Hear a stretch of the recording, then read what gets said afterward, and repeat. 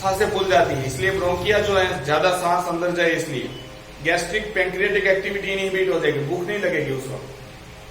Glycogen converted into glucose, glucose का concentration बढ़ेगा ताकि आपकी बॉडी प्रिपेयर रहे कुछ भी हुआ तो भागने के लिए या फाइट करने के लिए। एड्रीनालिन नॉर एड्रीनालिन रिलीज होगा, ये हम लोग पढ़ चुके हैं। पेरिस्टालसिस इनहिबिटेड, पेरिस्टालसिस मतलब फॉर एग्जांपल स्मॉल इंटेस्टाइन है ये, तो यहाँ पे खाना है उसको नीचे पहुंचाना है तो क्या होगा, पहला ऊपर वाला कॉन्ट्रेक्शन होगा तो सारा खाना नीचे, ये कॉन्ट्रैक्ट होगा तो और नीचे, फिर वापस आगे।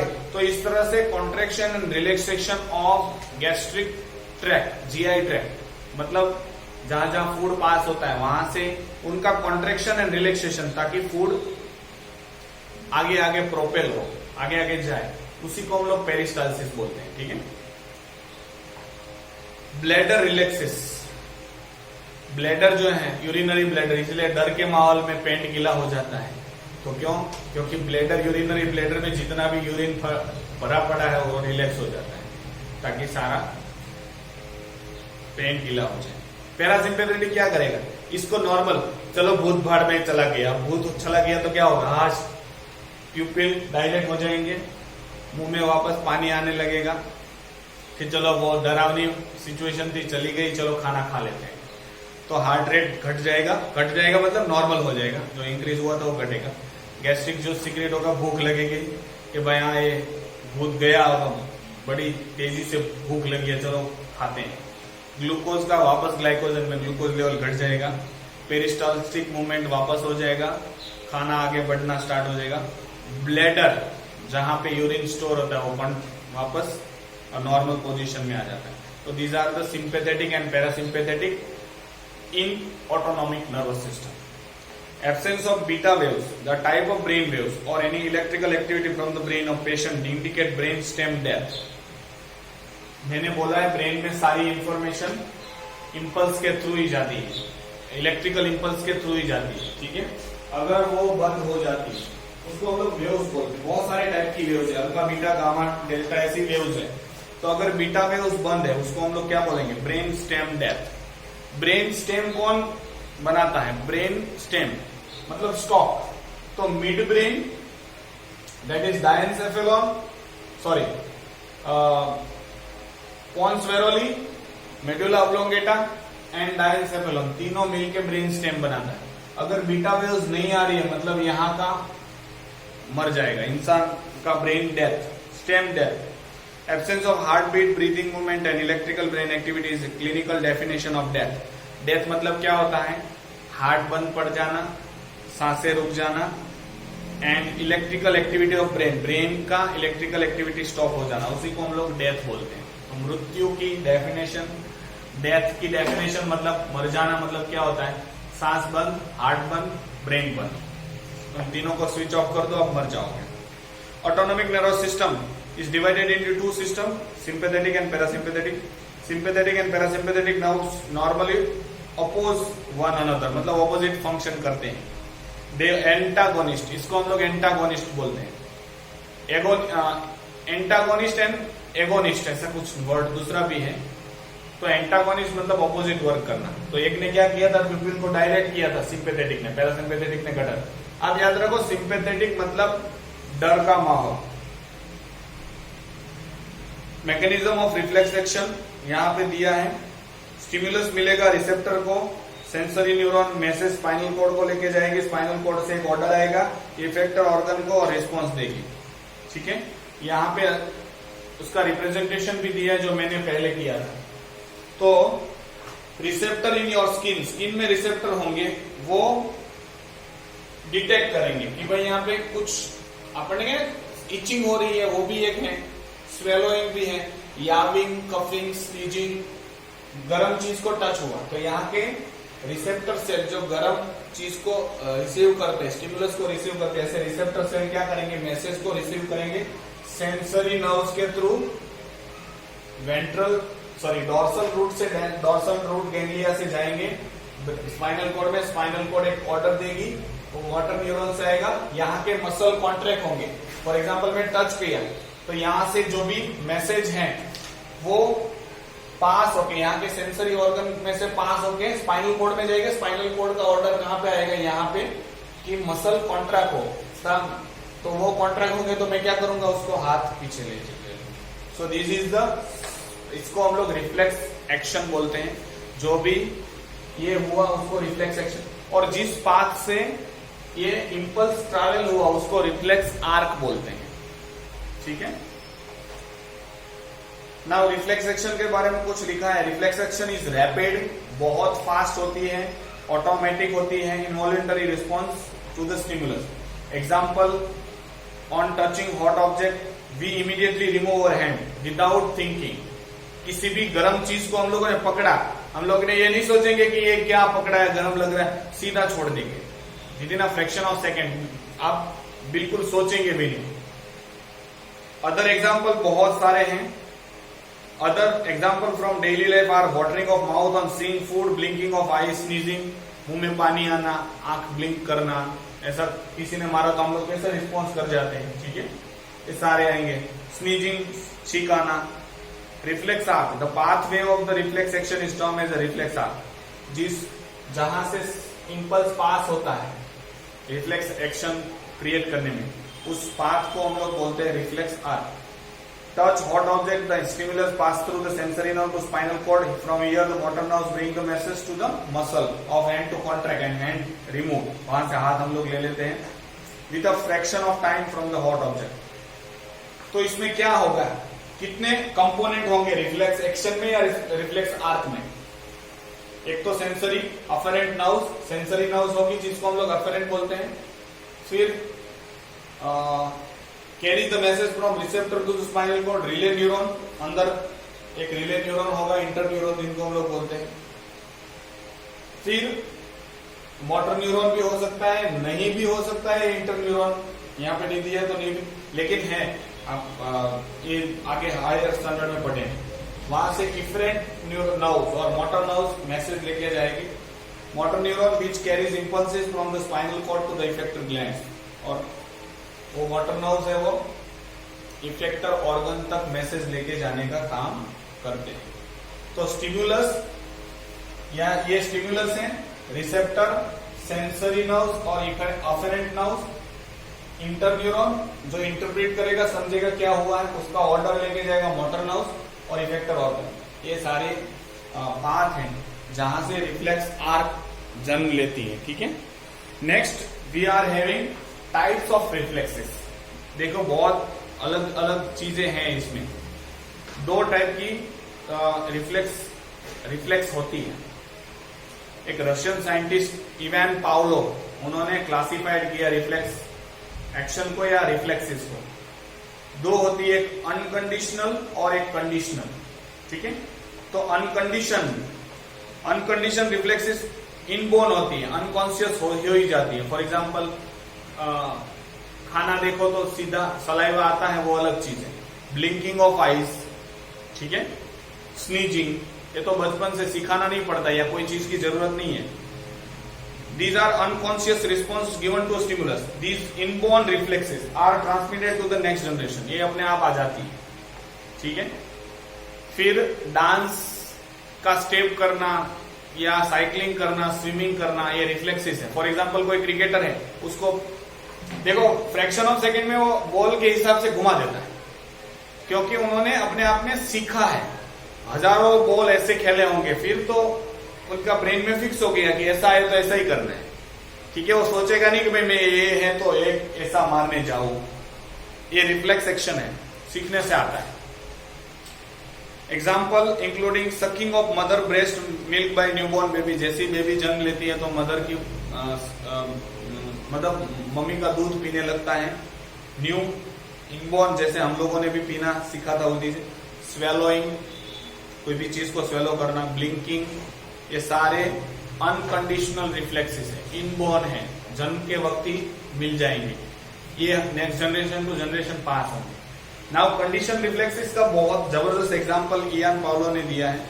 कंडीशन रिफ्लेक्सेस हम लोग सीखते हैं बाय द टाइम, वक्त के साथ सीखते हैं। We are learn to response to stimulus acquired. For example speech, language, ये भी हम लोग सीखते हैं। तो अनकंडीशन रिफ्लेक्सेस क्या है, कभी आप भूलोगे नहीं। कंडीशन रिफ्लेक्सेस अगर प्रैक्टिस नहीं करोगे तो भूल जाओगे। These are the learned responses to stimulus acquired individuals during the lifetime of an organism. Condition reflexes are changeable and easily induced or lost. ये जल्दी से सीख भी सकते हो, लॉस भी हो सकता है। These reflexes are controlled by cerebral cortex. Cerebral cortex, ठीक है, कॉर्टेक्स रीजन ऊपर वाला। पावलो का एक्सपेरिमेंट है, बहुत सुपर है। उन्होंने डॉग को फूड दिया और बेल बजाया, फूड दिखाया और बेल बजाया, ठीक है।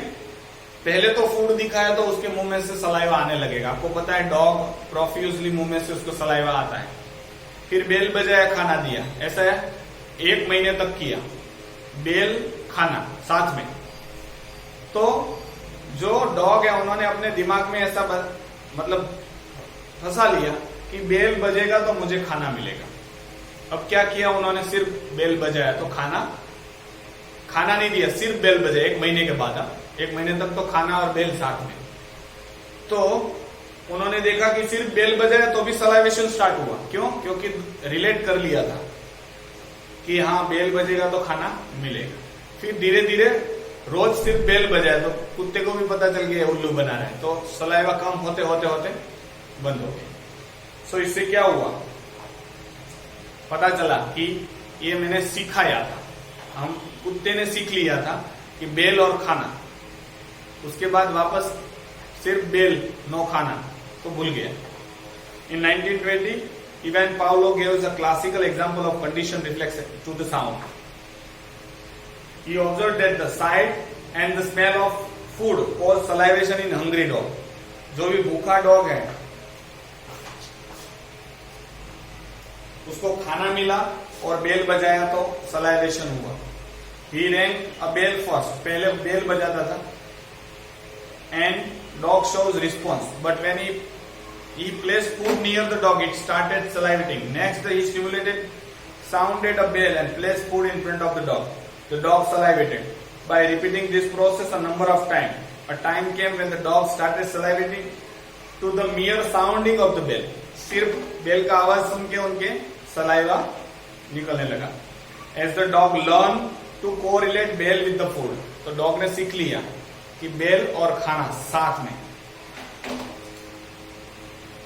Here the sound of bell was the stimulus and salivation the conditioned response. तो साउंड क्या है, स्टिमुलस है, वो ब्रेन में जाएगा तो सलाइवेशन होगा।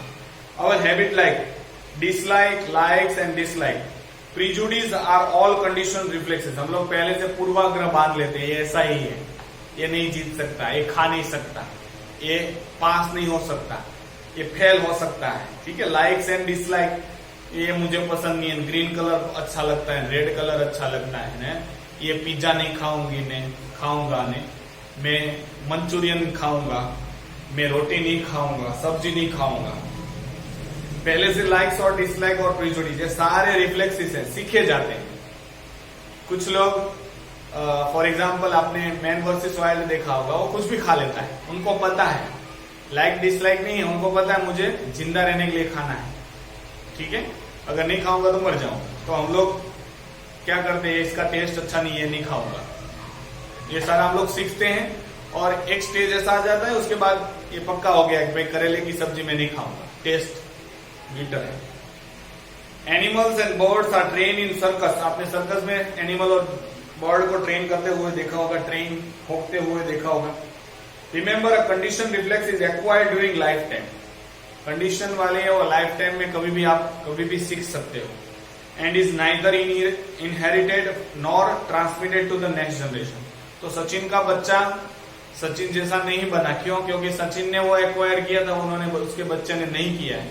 तो आज तक सचिन 16 ईयर में इंटरनेशनल क्रिकेट में आ गया था, उनका बच्चा 22 ईयर्स के बावजूद भी 23 ईयर्स चलेगा तो भी नहीं आ पा रहा है, ठीक है। तो these are the certain drawbacks of condition. आप सीखोगे तो नेक्स्ट जनरेशन में नहीं जाएगा। एग्जाम्पल यहां पे दिए रिफ्लेक्सेस के, अनकंडीशन और सिंपल रिफ्लेक्सेस।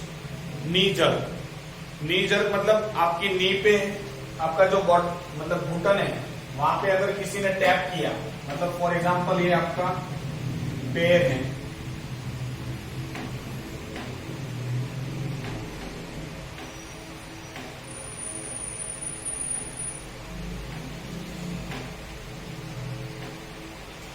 मुश्किल है ना पैर बनाना। यहाँ पे किसी ने टैप किया हथौड़ी से, थोड़ा ना रबर की हथौड़ी, वरना टूट जाएगा ये पटेला। पटेला मतलब नीकिया, यहाँ पे होता है ना पटेला, ढाकनी। यहाँ पे नीचे थोड़ा कोई मारेगा तो ये अपने आप पैर ऐसे ऐसे होता है, तो उसको हम लोग नी जर्क बोलते हैं। Stretching of tendon just under the knee, holding the knee cap in a place, immediately response occurs as a contraction of the muscles of the upper thigh so that the leg straighten. तो यहाँ पे tendon पे कुछ effect आता है ताकि ये जो जिनको हम लोग क्या बोलते हैं, नी कैप, पटेला या ढाकनी, ताकि प्रॉपरली वो उसके ऊपर उसको पकड़ के रखे, इसलिए पैर ऐसे ऐसे होने लगता है। आप जैसे मारोगे तो डॉक्टर रिस्पांस चेक करते हैं। आप जब बूढ़े हो जाओगे तब कंप्लेन करोगे कि मेरे पैर में दर्द है, ये मेरा पैर ठीक से काम नहीं करता, तो डॉक्टर ये करेगा, ट्राई करेगा इसमें रिस्पांस आ रहा है कि नहीं आ रहा। नहीं आ रहा है तो बोलेगा भाई ये खलास हो गया है। इमीडिएट रिस्पांस होने की वजह से पैर है वो स्ट्रेट हो जाता है। In response to hot flame, हाथ को तुरंत ले लेना, भी पीछे ले लेना, that is also reflex action. These are the unconditional. Closing of eyes, आंख का बंद हो जाना, कोई ऐसा करे तो हम लोग तुरंत आंख बंद कर देते, ऐसा करे तो ऐसा हो जाता है, तो these are the closing of eyes. Peristaltic reflexes, जैसे स्टमक में खाना हो गया तो आगे खाना बढ़ेगा और अनडाइजेस्टेड वेस्ट बॉडी के बाहर निकल जाएगा। Chyme is propelled through the small intestine by peristaltic movement. Chyme bolus से कुछ वर्ड्स हैं, आपने शायद पढ़े भी होंगे, नहीं पढ़े हो तो जरा मैं थोड़ा एक्स्ट्रा दे देता हूं शायद। जो खाने, जो फूड मतलब इसोफेगस में है उसको हम लोग बोलस बोलते हैं। मतलब खाने मुंह से लेके इसोफेगस में जो भी खाना है चबाते हैं, सलाइवा जैसे ही स्टमक में गया तो उसका नाम काइल हो जाता है। अब काइल स्मॉल इंटेस्टाइन में जाएगा तो उसका नाम काइम हो जाएगा, और लार्ज इंटेस्टाइन में जैसे ही जाएगा तो उसका नाम फीसिस हो जाएगा। तो काइम मतलब जो स्मॉल इंटेस्टाइन में खाना है वो पेरिस्टाल्टिक मूवमेंट की वजह से लार्ज इंटेस्टाइन में जाएगा या स्मॉल इंटेस्टाइन में ही घूमेगा ऊपर से नीचे तक, उसी को हम लोग बोलते हैं पेरिस्टाल्टिक रिफ्लेक्सेस। कंडीशन मतलब learn, acquired reflexes, learn process through the animal kingdom. कुछ हम लोग प्रोसेसेस सीखते हैं, playing musical instrument, typing, computer, tying shoes, cycling, dancing, writing, speaking, सब कुछ जो जो आप सीखते हैं वो सारी चीजें कंडीशन में आएगी। यहाँ पे वॉलेंटरी एंड इनवॉलेंटरी एक्शन के दोनों डिफरेंस दिए हैं। वॉलेंटरी मतलब जो हमारे विल के हिसाब से हो। फॉर एग्जांपल मैं हाथ को कॉन्ट्रैक्ट करना चाहता हूं तो हो रहा है, मैं ऐसा स्टॉप करना चाहता हूं तो हो रहा है, उसको हम लोग वॉलेंटरी एक्शन बोलते हैं। जिनका कंट्रोल हमारे विल में नहीं है, मतलब हमारे बस में नहीं है, हमारे बस की बात नहीं है, उसको इनवॉलेंटरी बोलते हैं। फॉर एग्जाम्पल मैं बोलूं कि हार्ट थोड़ी देर रुक जा, आराम कर, सो जा थोड़ी देर, करेगा नहीं, तो वो इनवॉलेंटरी एक्शन है। वॉलेंटरी एक्शन दे मे और may not involve information from receptor और sense organ.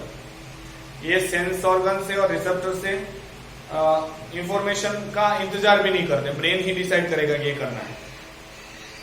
Involuntary there are responses to information received from the receptor और सेंस ऑर्गन, वहां से इंफॉर्मेशन के हिसाब से इनवॉलेंटरी एक्शन होगी। Impulses originated in the brain, brain में ही डिसाइड होगा कि मैं जबड़े को चबाने में काम लगाना है। यहाँ पे impulses originate from the receptor, stomach से पता चलेगा कि भाई खाना हो गया है, पक गया है, तो वो कॉन्ट्रैक्शन के लिए मैसेज, मतलब ब्रेन को मैसेज पहुंचा गया है मेरा काम कंप्लीट हो गया, तो ब्रेन मैसेज करेगा कॉन्ट्रैक्शन का। ठीक है, हार्ट में भी ऐसा होता है कि एक कॉन्ट्रैक्शन हो गया है तो अब हार्ट को मैसेज मिलेगा बाय रिलैक्सेशन, फिर वापस कॉन्ट्रैक्शन, तो इस तरह से मैसेज चलते रहता है। वॉलेंटरी में ब्रेन, मोटर नर्व्स और इफेक्टर ऑर्गन इन्वॉल्व होते हैं, मतलब सीधा ब्रेन से मोटर नर्व्स और इफेक्टर ऑर्गन और इफेक्ट स्टार्ट। इनवॉल्यूंटरी में रिसेप्टर, सेंसरी नर्व्स, ब्रेन, वहां से मोटर नर्व्स और इफेक्टर, ये सारी चीजें उसमें आती हैं। तो I think so we have just completed the brain and spinal cord. ये सारा जो हम लोगों ने नर्वस सिस्टम का काम तमाम कर दिया है, ठीक है। अब जो भी है वो बहुत इजी है, यहां तक जो भी था वो थोड़ा टिपिकल है। फिर भी आप एक बार फिर से पढ़ लो, अपने आप पढ़ना, वीडियो 2-2, 3-3 बार मत देखो। वीडियो तो एक ही बार देखना है, लेकिन आप देखो वीडियोस का देखने जाओगे तो बहुत देर लगेगी, पढ़ने जाओगे तो आधे घंटे में या घंटे में पूरा चैप्टर हो जाएगा, ठीक है। सो ये वीडियो देखने के बाद वापस पढ़ो। सेंस ऑर्गन तो हम लोग आई और आई थिंक सो ईयर 2 है, वो हम लोग नेक्स्ट लेक्चर में पढ़ेंगे, मतलब अगले दिन। यहाँ तक इनफ है क्योंकि बहुत हाई डोज हो गया है। बहुत डिटेल में और शांति से चैप्टर पढ़ना, नहीं समझ में आ रहा तो you can free to ask me. देखो दोबारा फिर चांस मिलेगा ना मिलेगा रिवीजन का, तो जिस वक्त डाउट हो तो आते हैं वो समझ लेना, फिर मिलेगा तो चांस तो मैं वापस एक्सप्लेन करूंगा, कोई प्रॉब्लम नहीं। Thank you and have a nice day. So good bye and enjoy the day.